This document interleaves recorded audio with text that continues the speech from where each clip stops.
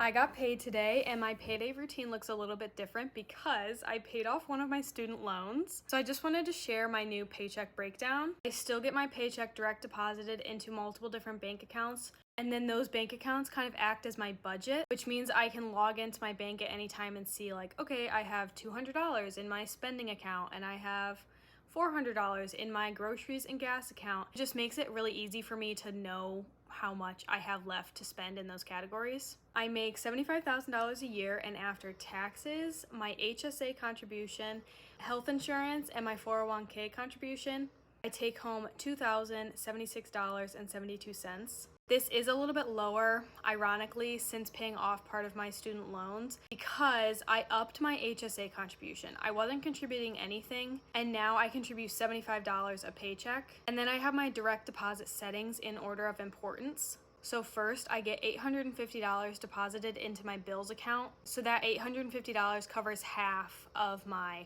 rent and other fixed expenses. A lot of my other fixed expenses are really just like subscriptions like Netflix and Hulu, HBO, YouTube, everything like that. And then I get $275 deposited into my variable expenses bank account, which is basically just groceries and gas, but also, especially lately, like parking or mailing stuff, shampoo and conditioner, skincare, things like that. So those two deposits make sure that I have food, water, and shelter. Every paycheck, like those categories are prioritized. And then I get $800 deposited into my savings account. I have this $800 separated into multiple different categories within my savings. And I usually just make a separate payday routine savings edition video because it's just a lot if I put it all in one.